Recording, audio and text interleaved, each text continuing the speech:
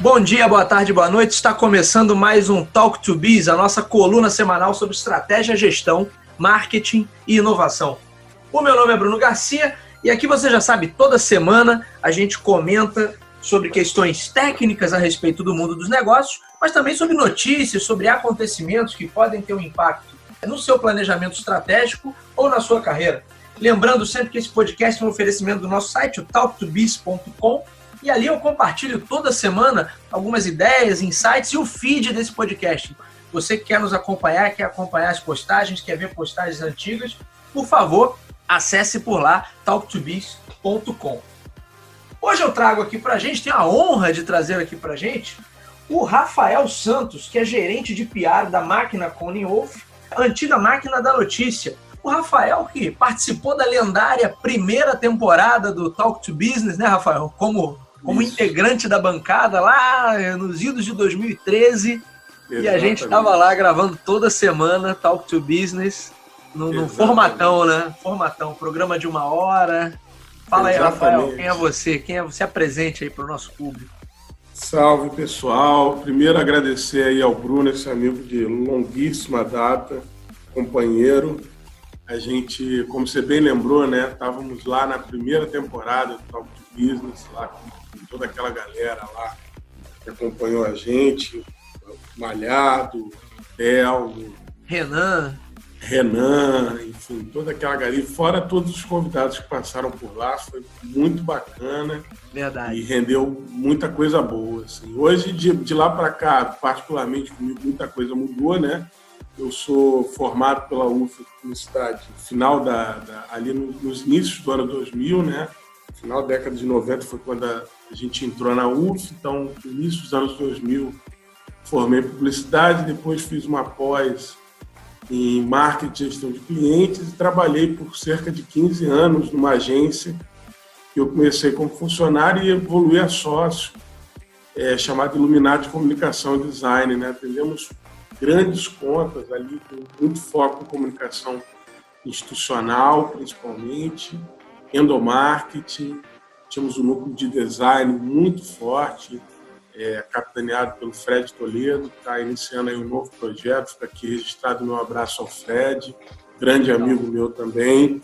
Depois, em 2018, eu recebi esse convite para fazer parte do time da Máquina, ali na parte de relações públicas, né, de relations, e coordenando alguns clientes, principalmente nessa parte de gestão de projetos, réguas de relacionamento, enfim, uma parte que sempre foi muito afeito ao trabalho que eu fiz e desenvolvi na Illuminati. Então, estou desde 2018 lá na Máquina, aprendendo bastante com o pessoal que já trabalha aí com essa parte de assessoria de imprensa, comunicados ao mercado, enfim, há muito tempo na veia, e levando aí esse conhecimento que eu tenho, principalmente nessa parte de gestão de projetos de comunicação, que já está comigo aí pelo menos 2 décadas, né, que a gente está batalhando aí, labutando nessa área. Bacana. Eu trouxe o Rafael aqui hoje, justamente, até é bom lembrar, né, sempre que eu recebo convidados aqui no Talk to Biz, a gente normalmente gravava nos estúdios lá da Faixa, em Botafogo. Então, o meu agradecimento aí para a equipe da Faixa, para o Márcio, Daniel, Carla Redig, Maria, a galera que dava um suporte ali para a gravação que a gente fazia presencialmente. E por conta, né, da situação atual, da pandemia aí do Covid-19, a gente está gravando. Estou recebendo os convidados agora de forma remota. Já tinha até agendado horários lá no estúdio, lá em Botafogo, mas realmente, por conta de toda essa situação, a gente está gravando de forma remota. Por isso, estou recebendo o nosso amigo Rafael Santos aqui hoje à distância. E eu trouxe ele aqui, como ele falou muito bem, está há quase 2 décadas aí na linha de frente, né, no fronte de batalha aí de projetos de comunicação empresarial, justamente para falar sobre reputação, Rafael. Reputação 4K, né? A imagem real da sua empresa em tempos de verdades digitais. E você, Rafael, que tem vivido esse dia a dia já há bastante tempo, eu queria que você contasse um pouquinho quais são os principais desafios que as empresas tem hoje, e a gente pode já trazer até o gancho para a situação atual que a gente está vivendo, que está gerando dificuldades em todos os negócios. Então, em qualquer tipo de empresa, a galera está tendo uma certa dificuldade de se adaptar, de eventualmente melhorar até a comunicação e melhorar o atendimento aos clientes, justamente porque essa etapa de relacionamento remoto demanda que algumas coisas que talvez não funcionassem tão bem, agora o cara precisa botar para funcionar de qualquer maneira, né? Como é que você está vendo isso, Rafael? Bom, como você disse, boa parte, significativa parte do meu trabalho foi, de fato, na linha de frente mesmo, né? Para não dizer a totalidade, porque também eu acabei fazendo muitas ações de bastidor, mas sem sombra de dúvida, eu praticamente em nenhum momento da minha carreira deixei de lidar com front, com um contato direto com o cliente. Se tem uma coisa que eu pude tirar desse tempo, dessa experiência, é entender que, assim, e isso para mim é a ponte que eu faço no momento que a gente está vivendo agora, é que as pessoas jurídicas, de fato, elas nunca existiram. No factual da vida, nunca houve pessoas jurídicas. As pessoas jurídicas são questões burocráticas que nós precisamos resolver, porque os financeiros das empresas nas quais nós trabalhamos precisam emitir notas e precisam receber pagamentos e precisam de certidões negativas, precisam de uma série de coisas que isso precisa estar para que a economia gire, para que os impostos sejam recolhidos, para que o governo tenha conhecimento das transações que são feitas, enfim. Para isso existem as pessoas jurídicas. Sim. Mas no dia a dia, no frigir dos ovos, nós estamos falando de pessoa física o tempo inteiro. Então, assim, os meus clientes sempre foram pessoas físicas e, ao longo do tempo, ao longo da minha transformação como pessoa, eu pude acompanhar também, principalmente clientes que eu tive a oportunidade e a felicidade de atender por muitos anos, a transformação dessas pessoas que eu atendia. Sim. E essas pessoas, elas casavam, se divorciavam, tinham filhos, os filhos ficavam doentes, os pais faleciam, enfim, mas só os carros quebravam, o pneu furava no meio da ida para uma reunião, uma sorte de situações do cotidiano que acontece com todos nós.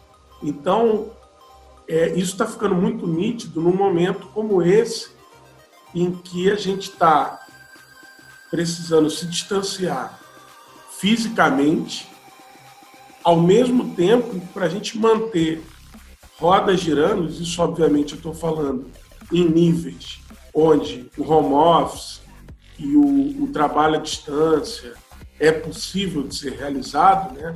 A gente precisa fazer essa separação e deixar claro que eu não tenho como dizer onde o trabalho precisa ser feito de forma presencial, mas estou dizendo no nível do trabalho, do teletrabalho, esse contato e essa capacidade de você compreender o outro como pessoa está se tornando uma variável praticamente obrigatória nas relações, né?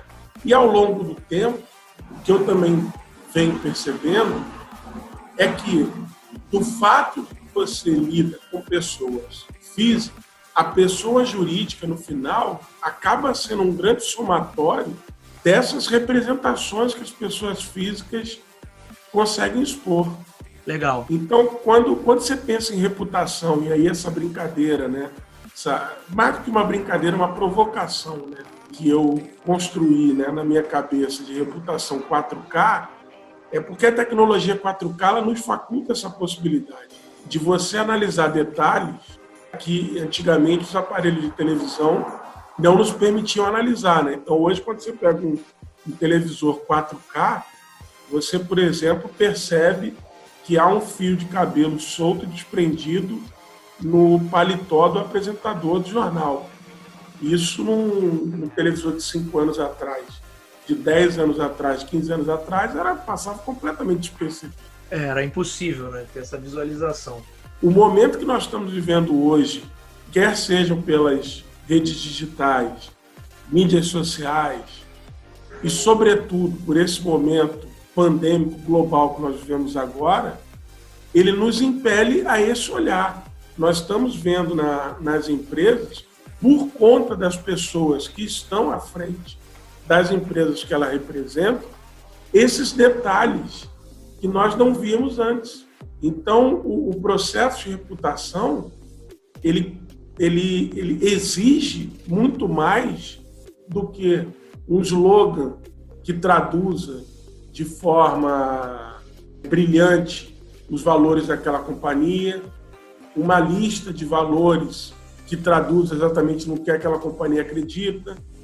Porque, assim, se você tiver um quadro na parede com os 10 principais valores que aquela companhia acredita, algum empregado, colaborador, funcionário teu, num determinado momento, praticar algo que contraria um daqueles valores, aquilo ali, para aproveitar um termo do momento, se dissemina por completo. Verdade. Por todas as pessoas que utilizam aquele serviço. Então, assim, só para finalizar, Bruno, me facultando, obviamente, o direito de não citar expressamente algumas empresas, por questão até de ética, né? Mas, por exemplo, se você tem como um dos valores a segurança, a saúde, a vida das pessoas, a depender do resultado das ações que você faça, isso fica em jogo. Sim. Isso fica em jogo de uma maneira muito, muito complexa, numa marca que você levou muito tempo para construir. Então, hoje em dia, por isso que a provocação vem do 4K, por essa ampliação que nós estamos tendo, onde cada pessoa que lida com a tua empresa, que está dentro da tua empresa, não raro, é um funcionário de uma empresa que você contratou, mas que está interferindo diretamente na tua marca. A gente pode dizer, então, que já há alguns anos essa relação vem se tornando mais transparente, porque o tempo todo, como você falou muito bem, né? Você começou a tua fala colocando isso, a gente lida o tempo todo, trata de pessoas dialogando com outras pessoas. E algumas dessas pessoas estão representando companhias. Então, por uma questão burocrática e legal, você tem lá o CNPJ, mas quem está falando de fato ali, quem está agindo o tempo todo são pessoas. Quer dizer, isso já vinha se tornando mais próxima essa relação, mais transparente, de maneira que a empresa estava mais exposta, e aí, por conta agora, inclusive da pandemia, de repente isso se acirra ainda mais, se torna ainda mais visível, quer dizer, porque está todo mundo muito atento e aí, quando tudo fica digital, esse relacionamento que eventualmente não funcionava tão bem assim no presencial, mas a galera ia tocando barco, agora ele vai todo para o digital, fica registrado, fica mais complicado ainda nessa situação, Rafael? Olha, o conceito de transparência é um conceito muito complexo para a gente afirmar que, de fato, as relações estejam sendo mais transparentes. O fato é que está tudo vindo muito à tona, né? Assim, está tudo, a meu juízo, obviamente, e sem querer ser o dono da verdade, mas da forma como eu enxergo, tudo está vindo muito à superfície. Há uma questão que é preciso ser colocada, que tudo está vindo à superfície ao mesmo tempo, junto e agora. De modo que, da mesma forma que há ondas que se levantam sobre uma determinada questão, sobre uma determinada marca, uma determinada situação que envolveu uma marca, logo depois vem outras ondas que fazem aquela onda que movimentava muitas pessoas serem também abruptamente esquecidas. Então, isso tudo ainda está num grande processo transitório em que a gente não entende muito bem exatamente como vai ficar. Eu tenho percebido que há marcas que têm saído de determinadas situações aparentemente negativas, mais feridas do que outras. Quer seja pela condução da gestão de crise, que é um trabalho que também nós desenvolvemos lá na agência e tem sido cada vez mais fundamental, quer dizer, você ter planos de gestão de crise voltados e focados para a comunicação, que é algo que talvez há 20 anos, um pouco mais, um pouco menos, não fosse sequer considerado, né? Você ter um plano de crise voltado para a comunicação. Mas hoje isso... Rafael, pela tua experiência, você acha que esse cenário mudou? Hoje as empresas ainda elas já estão olhando mais para esse aspecto ou ainda é coisa muito de grandes corporações? Quer dizer, boa parte das empresas ainda está sendo pega aí de calça arriada nessa questão. Acho que, naturalmente, aí a gente precisa fazer uma separação peculiar Brasil, de uma realidade brasileira, né, para uma realidade global. Para mim, essa diferença ela é crucial. A realidade Brasil, a gente está falando de um país continental que existe dentro dele vários países, Brasil, que são distintos e diversos entre si, e que tem culturas muito variadas, assim, sem nenhum juízo de valor sobre elas, mas que são muito variadas, né? Globalmente, as grandes marcas, sem sombra de dúvida, já estão olhando para isso com um caráter muito, muito sério. No Brasil, ainda a cultura do jeitinho, a gente vai ver como faz, né? Na hora. Na hora a gente vai como é que dá uma olhada, será que vai ser tão grave assim? Será que vai dar tanto problema assim? E se eu não falar? Então, assim, isso ainda vigora muito. Haja visto o fato de a gente estar enfrentando uma pandemia de forma muito peculiar, inclusive com bastante desencontro nas lideranças que organizam a forma como o próprio país deve se comportar. Ou seja, se isso acontece em termos institucionais de uma nação, por que não aconteceria? Que dirá nas empresas, né? Em termos organizacionais, né? Então, isso, eu acho que aqui a gente ainda tem um cenário muito que responde muito para empresas que têm alguma ligação com marcas globais, elas às vezes se adequam a essas determinações e orientações, mas não, o que não quer dizer que se coloque em prática na hora. Às vezes, assim, é muito comum você ver uma situação de crise e eu diria assim, obviamente fazendo uma ilustração hipotética aqui, né? Alguém gritando assim, cara, cadê o manual de crise de comunicação mesmo? E aí você começa a procurar, né? Você sabe que tem, foi escrito, foi produzido, se pagou por aquilo, mas ninguém lembra onde é que está na hora. Quando deveria ser quase que aquele negocinho vermelho, aquele quadrinho vermelho que fica na parede. Em destaque, extintor, né? De incêndio. Em caso de problema, pega o martelinho e quebra o vidro. É mais ou menos por aí que eu vejo que a gente ainda está nessa situação. Então, mais um exemplo da gestão à brasileira, né? A não gestão, no caso. Existe esse modelo por N fatores. Por fatores culturais, por fatores econômicos, por fatores de necessidade mesmo de adaptação às situações que são muito peculiares em diversos estados, os modelos de contratação, as formas que nós temos aqui que nos regem, mas isso, obviamente, tem um impacto na forma como a coisa se manifesta, né? Sem sombra de dúvida tem. Então, eu para finalizar e fazer um link com o início da questão, eu não sei se as coisas exatamente estão mais transparentes. O fato é que a forma como você estiver gerenciando a tua reputação, ela está mais exposta. Isso sem sombra de dúvida. Está todo mundo mais exposto. O que não quer dizer que o foco de luz, por óbvio, esteja igual para todo mundo. Sim, sim. Tem marcas que estão recebendo mais foco de luz do que outras. Mas aquelas que, por acaso, estejam passando ao largo do foco de luz, elas estão expostas também. Elas só não estão sendo reparadas. Só não estão sendo vistas.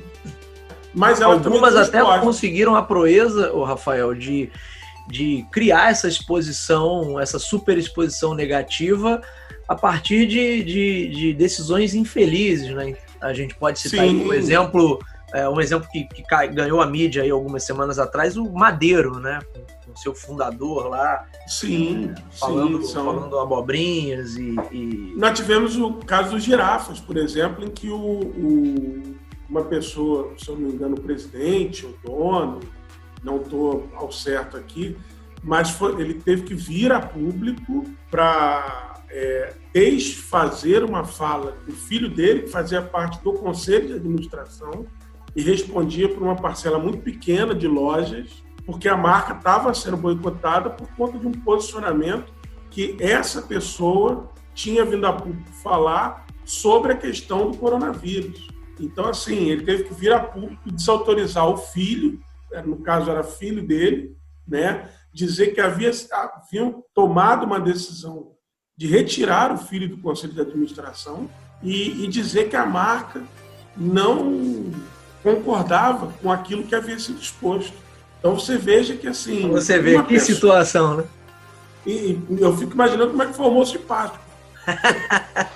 Azedou, família, né? Azedou o almoço de domingo. Talvez eles tenham aproveitado o distanciamento social para não realizar o almoço de Páscoa. Fizeram um telealmoço. Porque assim, as marcas estão de fato expostas. E de novo, esse exemplo, os dois exemplos que nós trouxemos aqui, quer seja do Madeiro ou do Girafas, eles só ratificam aquilo que eu falei lá no início da nossa conversa. Nós estamos falando de pessoas físicas. Os CNPJs, eles acarretam todos os ônus e bônus das decisões que essas pessoas físicas tomam para si. Muito bem, senhores, esse foi o Talk to Biz de hoje. Essa conversa não termina por aqui, eu vou dar continuidade a esse papo com o nosso amigo Rafael Santos no episódio da próxima semana, porque a conversa realmente estava muito boa e ficou maior do que comportaria um único episódio. Então, esse é o Talk to Biz dessa semana. Meu nome é Bruno Garcia, você já sabe, me encontra nas principais plataformas sociais, Bruno_Talk to Biz no Instagram, Bruno Garcia no LinkedIn. Podem me adicionar, mandar perguntas, feedback, é sempre bem legal receber os comentários de vocês. Não deixem também de assinar o feed do nosso podcast, você nos encontra aí nas principais lojas de podcast. Então, se você é usuário Apple, o aplicativo de podcast lá do iPhone, se você é usuário Google, em Google Podcasts, se você está acostumado a ouvir sua música, seus podcasts pelo Spotify ou pelo Deezer, só buscar lá por Talk to Biz ou diretamente no Anchor. Você pode buscar lá por Talk to Biz, que também nos encontra, ou diretamente no nosso site talktobiz.com ou talktobusiness.com.br. Você encontra também o feed desse podcast, então pode acompanhar por lá.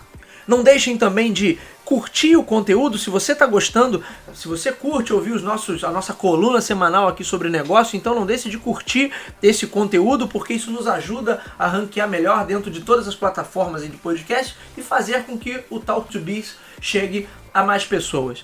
É isso, minha gente, eu vou ficando por aqui, damos continuidade a essa conversa no episódio da semana que vem. Um abraço a todos.